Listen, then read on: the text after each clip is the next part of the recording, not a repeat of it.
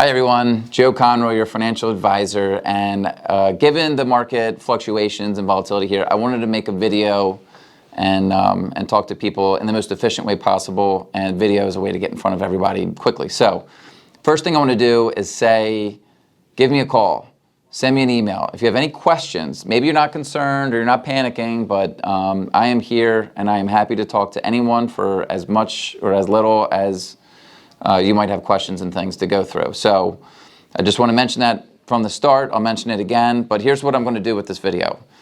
I want to add some context to the current market cycle that we're in.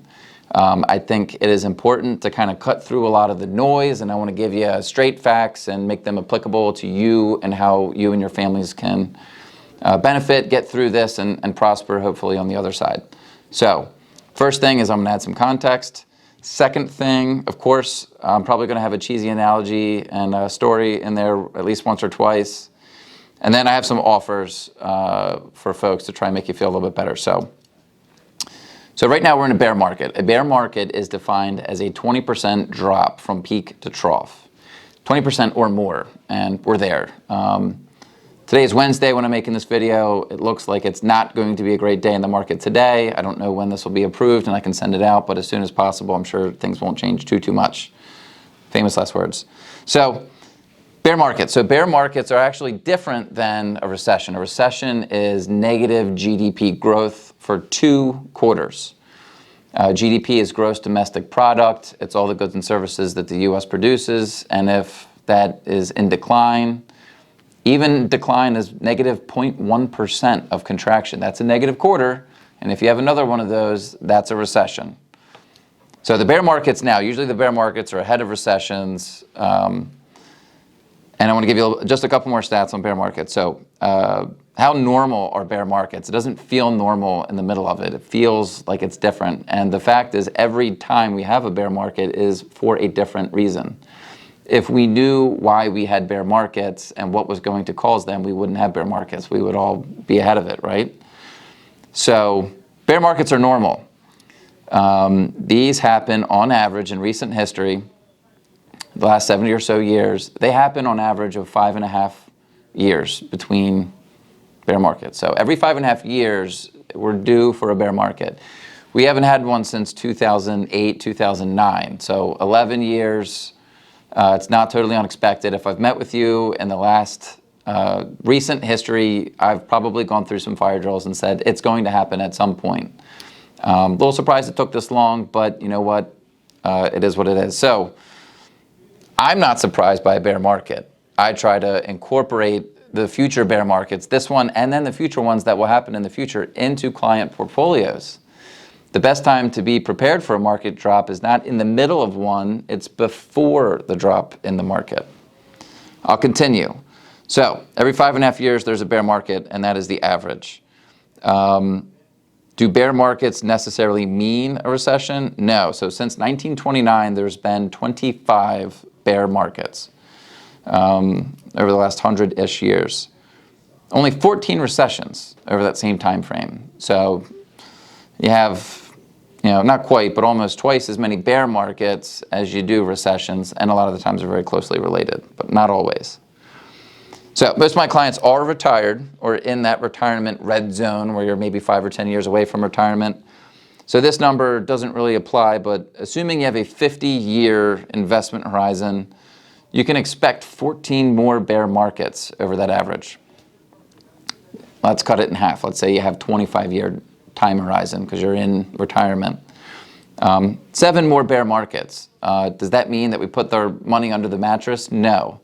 It means that we just need to incorporate the fact that there's inevitably going to be more bear markets in the future. We just need to be prepared ahead of time. So bear markets can be painful, but on average, stocks are up 77% of years. So 70% of most years, or 70% of all years, will be an up market. And only a little over 20 have resulted in a year that's been a bear market. How long do bear markets last? Joe, how long are we in this thing? That's the question I'm getting a lot. When are we going to start to see some light at the end of this tunnel? On average, bear markets are short. They last 10 months. averages. Averages are averages, right? Some are less, some are more, but that's where things have settled. Will this one last 10 months? Are we at the worst? Or is this going to be, are we going to go down from here? Great questions. I don't have the answers for you. I'm prepared for either way it goes, but I do know that the more that the market drops, the closer to that bottom we get. That might not instill a bunch of confidence, but just the further down we go, the closer we get to a hopeful recovery. One more stat, and then I'll get into some of the offers here.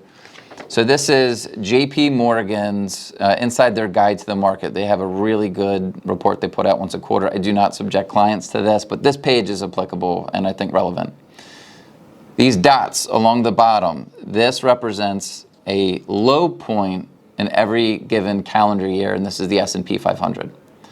So at some point in every year, there is a low point, and the bar represents where the market ended the year. So the dot is the low point, and then that bar shows you where the market was up or down, right? You see a lot more ups than downs, and with every one of these ups, there is a low point at some point. So when we are in the thick of it, whenever that might be, that would be the worst of it. And eventually, if the past continues going forward, can't promise or guarantee anything, got to keep compliance happy, you can see that there is light at the end of the tunnel. So we'll get there. I am confident at some point we can get there. There's just a lot of things out there. The worse that things sound, we're closer to things hopefully starting to sound better. What we're going through is normal. Every time we go through a bear market, it's for a different reason. So the important thing here is that we keep a long-term, diversified, balanced approach, and we stay the course. It's a tough job when, maybe this isn't the best analogy, but when you call your doctor, you have a headache, maybe they say, go pick up some Advil, or here's some medicine for you, start to feel better. The faucet's leaking. You call your plumber, the plumber comes in and he starts to fix it or replace the sink, and all of a sudden your sink's working again.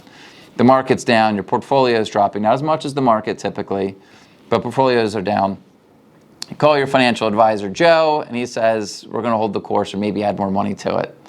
That's tough. It's counterintuitive. We want to fix things. I get it. If there was a certain way that I could just flip a switch and fix this thing, of course I would. But patience and the market's resiliency, that's going to be the hopeful recipe for success. Offers. Call me.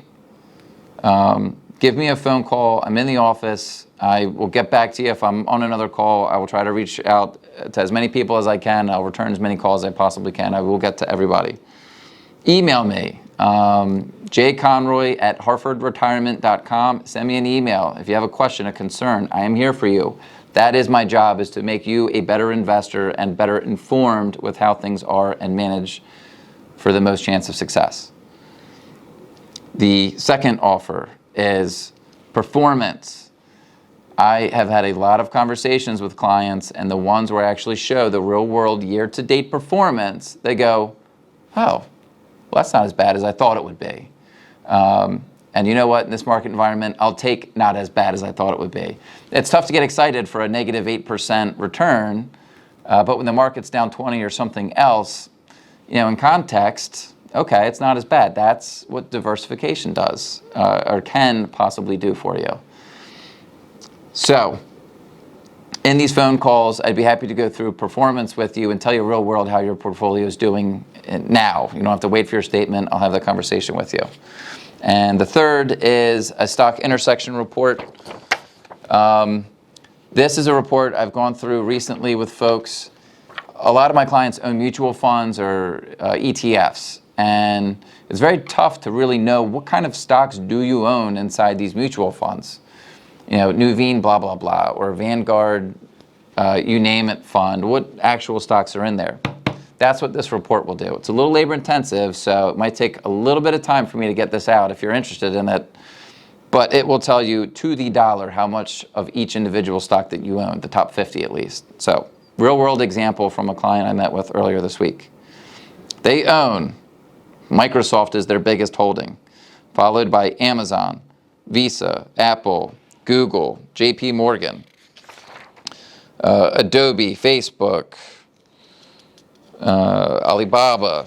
We've got MasterCard, Nestle, Boston Scientific, Johnson & Johnson. So as everyone's stocking up on toothpaste, those things are benefiting. Anyway, the point of this is the more comfortable you are with what you own and confident in it, hopefully that leads to better decision making and takes the pressure off of what the temporary market cycles might be. Is Microsoft going anywhere anytime soon? Is coronavirus going to bring their market to zero? Anything can happen, but I don't think that's a likelihood. So by knowing what you own, hopefully you feel more confident of what you own, and that leads to more calm. And the whole point of this is I want you to be calm as we work ourselves through this cycle. And lastly, I really just want to thank the opportunity of being your financial advisor. It is an awesome responsibility. It is one that I cherish and I do not take lightly. Dealing and working with other people and their money, the accumulation of their life savings, is a very, very important job, and I just want to make sure that I do the absolute best that I can for everybody. Hopefully, everyone watching feels that I have your best interest at heart. I truly do. And I do want to make a quick note. A lot of the conversations have started with, Joe, how are you doing? I appreciate that. Thank you so much. I am just fine. I eat my own cooking. I follow my own advice, which I don't know that every financial advisor can say, but I have cash saved up. I live beneath my means. I don't live paycheck to paycheck. So I can withstand however long this market downturn is going to be. I will be just fine. I will not skip a beat. And my concern is not for my personal financial situation. It is for those whose accounts and clients and plans that I manage. So I appreciate that. Thank you so much. Rock solid here. And I just would really appreciate the opportunity to talk to everybody if you have any kind of concern. So take me up on my offers, please. I would not make them if I wasn't serious. I have really enjoyed these conversations and seeing that weight of this market cycle lift from people's shoulders. If I can do that for you, please give me the chance. And we'll get through this. It might take a little time, but we'll be fine. So thank you for watching, and let me know what questions you have. I appreciate it.